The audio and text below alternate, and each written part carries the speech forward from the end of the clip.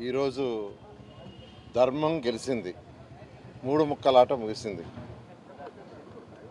ఈరోజు పార్లమెంట్లో ఏదైతే చట్ట సవరణ 2014 రీఆర్గనైజేషన్ యాక్ట్కి ఏదైతే చట్ట సవరణ చేసి అమరావతి రాజధానిని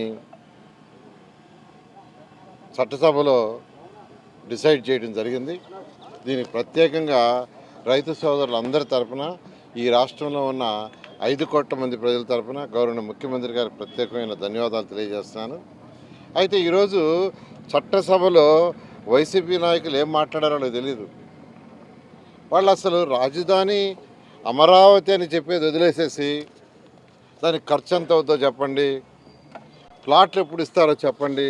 అసలు ప్లాట్లు ఎప్పుడు ఇస్తారు, ఏంటి అసలు ప్లాట్ల విషయం తెలుసుకొని మాట్లాడాలా. ప్లాట్లు ఎన్ని ఇచ్చారు, ఎలా ఇచ్చారు అనేది.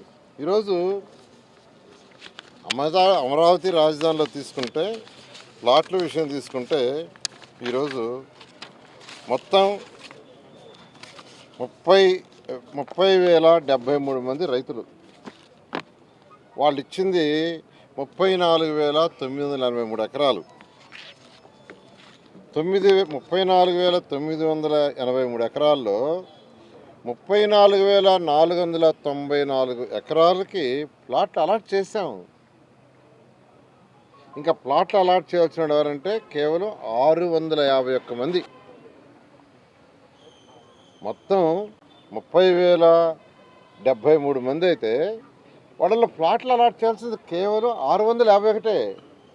అది కూడా ఎన్ని ఎకరాలు? 489 ఎకరాలు. మిగతా వాళ్ళందరికీ చేసాం. అది కూడా ఎందుకు చేయలేదంటే వాళ్ళ బ్రదర్స్ మధ్య డిస్ప్యూట్స్ ఉన్నాయి, లీగల్ ఇష్యూస్ ఉన్నారు, కోర్టుకు పోయి ఉండారు, అసైన్మెంట్ ల్యాండ్స్, ఇట్లా డిఫరెంట్ ఇష్యూస్ ఉన్నాయి. కోర్టు లిటిగేషన్స్లో 65 ఎకరాలు ఉన్నాయి. అసైన్ కేటగిరీ 5లో 45 ఎకరాలు ఉన్నాయి. అదేవిధంగా minimum plot size less than 12 cents ఉన్నాయి, 301 ఉన్నాయి.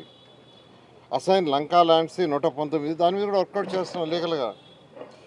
అదేవిధంగా ప్రాపర్ అంటే లాటరీ వేయటానికి రెడీగా 59 ఎకరాలు ఉన్నాయి. కేవలం 651 ఎకరాలు అయితే ఎప్పుడు మీరు వాళ్ళకి ప్లాట్లు అలాట్ చేస్తారని అడుగుతారు. డేటా తీసుకోవాలా, డేటా తీసుకొని అప్పుడు మాట్లాడితే ఏదైనా ఉంటుంది. కేవలం 651, మొత్తం 30,073 మందిలో. అదేవిధంగా వాళ్ళకి రిజిస్ట్రేషన్స్